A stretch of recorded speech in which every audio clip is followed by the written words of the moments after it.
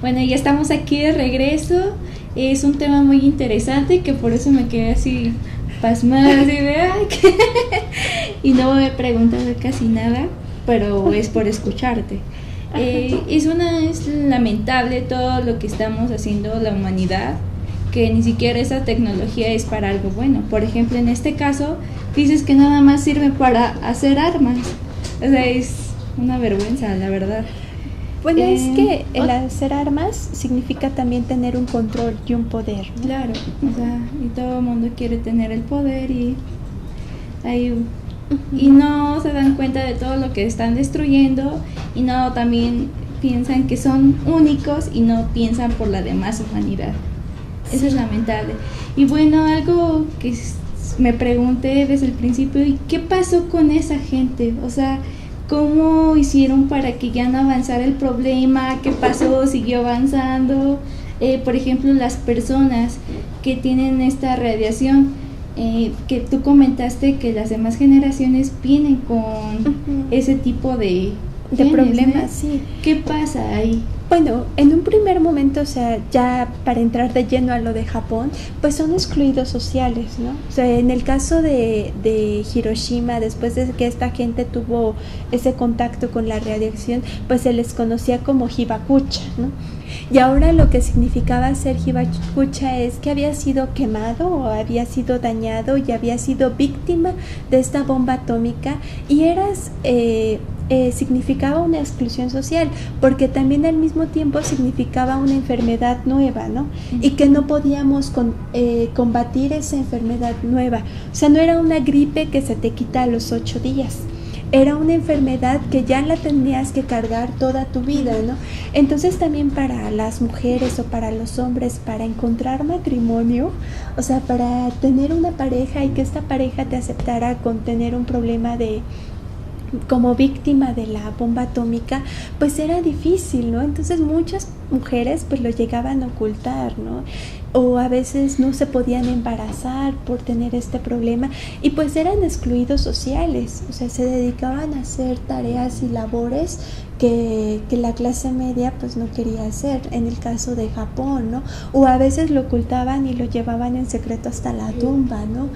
Y por ejemplo, esta cuestión de la crisis en Fukushima ya vuelve a ser un poco lo mismo, ¿no? O sea, no quiere la gente decir que está enferma o que padeció por el conflicto de Fukushima, ¿no?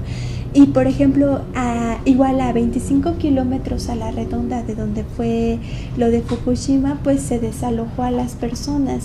Ustedes llegaron a ver estas imágenes, ¿no? De la gente que pues era cordial, se ayudaba. Había cierta relación de protección entre los ciudadanos japoneses, pero al mismo tiempo la gente que ha quedado marcada, por ejemplo, la gente que decidió quedarse en los reactores para atender el problema del sobrecalentamiento, que se les pagaron sueldos muy altos, pues es gente que sabes que va a tener un problema o una enfermedad. Y ahora el otro problema es que significa costos para el Estado. ¿Cómo vas a mantener a esta persona que ya no puede trabajar después de la catástrofe? ¿Y que era un empleado? ¿Y cómo se le va a indemnizar? ¿Y cómo se le va a indemnizar? Y lo que es más, la gente ya no quería trabajar en la planta en TEPCO, o sea, en la industria de TEPCO, y querían encontrar otras fuentes de empleo, pero también como un poco de la dignidad japonesa, ¿no? De no dejarse vencer y tener la suficiente fuerza de continuar, ¿no? De no darse por vencido, pues muchos continuaron y se les ofreció que después de su muerte pues se les iba a apoyar a su familia, ¿no? O sea, que no se les iba a dejar en la calle a su familia. O sea, estás aceptando un trabajo sí, claro, que te va a llevar a la tumba y es, o sea, en verdad es duro, ¿no? Tomar este tipo de decisiones. Y muy de acuerdo a la filosofía guerrera de los japoneses. Sí, ¿verdad? Sí. Casi de harakiri, ¿no? Es un harakiri, o sea, pero es un harakiri nuclear, ¿no? Sí, ahorita recordé esa parte. Sí, parece de película, pero pues es la realidad. Yo no sabría en ese momento qué hacer con el pueblo, que si ayudarlas y dejarlas y, o sea, todo. No, todo me pasa. Por ejemplo, me dirían, ayúdala, yo voy con gusto, pero también me pasa a mí, contagio a otros, eso pasa, o sea, ¿qué hago? ¿Qué hacen? ¿No? Todos yo creo quedaron en ese momento así. Es que fue un shock, porque bueno, en la toma de decisiones del gobierno japonés no sabían qué hacer. O sea, tardaron mucho en tomar una decisión de desalojo, de aceptar que era una catástrofe nuclear y que era un problema y que no se podía solucionar, ¿no? Y el hecho es que no se lo esperaban, o sea, no esperaban un tsunami de esa potencia, no esperaban que fallara el sistema de enfriamiento, fue una consecuencia de la otra y una consecuencia de la otra, ¿no? Y ahora muy bien, o sea, tenemos una radiación a 25 kilómetros donde en un país donde el espacio es primordial. O sea, estamos hablando del archipiélago japonés, que está conformado por 4 islas principales, que no es un territorio extenso y amplio como el mexicano. Es muy pequeño, donde el metro cuadrado es el metro cuadrado más caro del mundo, si estamos hablando de la ciudad de Tokio. Entonces, si estos terrenos que eran para producción agrícola, para producción de alimentos, pues están generando, sí, ahorita cierta producción, pero es una producción contaminada, ¿no? Y un poco entre voces que se dice en Japón, pues nosotros comemos los productos que vienen de allá. La gente de Fukushima dice, no, pues consumimos los productos porque también vamos a dañar nuestro mercado interno. ¿Y esto a qué se refiere? O sea, que la gente necesita vender sus productos para poder también tener dinero y seguir con este circuito económico. Entonces, lo que hacen las personas es que la gente que tiene 40, 50 años come los productos del norte, y a los niños se les dan los productos del sur, ¿no? Entonces, para combatir la crisis, porque también si recordábamos, pues Japón viene de una crisis desde el 2008, que se asentó en el 2008, donde muchos jóvenes no tenían empleo, donde que había que trabajar horas extras y que había muchos desempleados. O sea, había desempleados que dormían en los parques por el temor y la vergüenza de regresar a sus casas y decir que los habían despedido. Entonces tenemos un Japón en crisis, un Japón que no tiene los suficientes recursos agrícolas para una autonomía y una subsistencia alimentaria, y aparte tenemos una crisis nuclear. Entonces esto significó renovar políticas en Japón, ¿no? Y sí sacudió al gobierno y a la política japonesa, y algo que no habíamos visto desde hace tiempo era salir a los japoneses en marcha. O sea, la huelga japonesa había sido trabajar más. Pero esta vez sí, los japoneses salieron a las calles, ¿no? A hacer un proceso de denuncia frente al gobierno japonés, que no había tenido la suficiente toma de decisión frente a la crisis nuclear. Sí, porque yo recuerdo en los noticieros que nos pasaron aquí en México, realmente pasaban ambulancias, pasaban todo esto de desalojo del lugar, otros bomberos y empleados tratando de mantener con agua los reactores, enfriándolos para que no estallara el siguiente, pero nunca se habló de esta parte de cómo tomó por sorpresa al gobierno, a la ciudadanía esta cuestión, y luego la parte del impacto social con los mares, con los pescados, con todos estos productos de la región. Sí.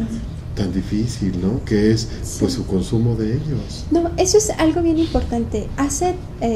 El día de ayer, o sea, una de las noticias que salió es que de esta contención que se había hecho con bultos y arena para contener el agua contaminadora, más bien el agua contaminada de los enfriadores del reactor de Fukushima, ahora tienes una filtración hacia el mar. Esto va a crear conflictos. ¿Por qué? Porque Japón es un país pesquero. O sea, Japón consume pescado, es una de sus fuentes prioritarias de alimento, mucha gente vive de la pesca, entonces el conflicto que va a causar una contaminación al mar de Japón va a ser grave, ¿no? Y además estamos hablando de que también nosotros tenemos colindancia con ese mar, estamos hablando del Océano Pacífico. Entonces, ¿cómo va a llegar esta corriente de contaminación nuclear marítima también a las costas de México y a la costa del Pacífico de América Latina? Entonces, o sea, cuando pensamos que estos problemas de otros países o de otras entidades no nos afectan, claro que sí, o sea, hay una repercusión hacia nosotros y lo que sucede allá no nos debe de ser ajeno. O sea, como el problema ahorita en Siria o como otros conflictos que vemos a nivel global, no nos debe de ser ajeno porque también pertenecemos a este mundo y toda acción que tengan esos países, por supuesto que va a tener una reacción económica al nuestro. Y no solo económica, también social. Sí, pues si se fijan está muy interesante el tema. Posiblemente invitaremos nuevamente a la maestra Violeta al programa porque hay mucho tema que compartir, que debatir. Quisiéramos que al público que nos ve le pudieras dar tus datos, donde te pueden localizar, para que en un momento dado, si alguien está interesado en el tema, pues también haya ese diálogo, esa promoción, difusión de este conocimiento. Sí. No sé si nos quieras compartir algún correo, algún teléfono o algún lugar donde se te pueda localizar. Bueno, pues les comparto mi correo electrónico, el personal es violetafn17@hotmail.com y pues los temas que trabajamos pues es energía nuclear, específicamente energía nuclear en América Latina. Claro. Muy bien. ¿Nos puedes repetir tu correo, por favor? Es violetafn17@hotmail.com. Entonces pueden enviarnos y digo, porque también a tu correo, si también llega alguna información, pues compartimos y también pues y si en caso de que no tengamos el conocimiento preciso, pues los guiaremos como la persona correcta. Los canalizaremos. Por lo que cuando te conocí tú eres la experta, ¿no? Que estuviste un tiempo allá y pues te diste cuenta de muchas cosas. Sí, bueno, sí, viví en Japón, entonces sí, una parte de información. Sí. Y por eso yo creo que la vamos a invitar nuevamente para que sigamos ampliando. No, yo creo que ya no te vamos a invitar porque no es cierto, no es contaminada. Contaminada. No. Sí, pues queremos agradecer que nos ven. De mi parte, pues nos despedimos, damos gracias a Violeta. No sé si quieras decir algo al público que nos va a ver. No. Pues agradecemos el espacio que tienen, esperamos que este espacio también se amplíe y pues que tengan la confianza de compartir sus dudas. Claro. Bueno, nos vemos la próxima semana. Que estén bien. Hasta luego.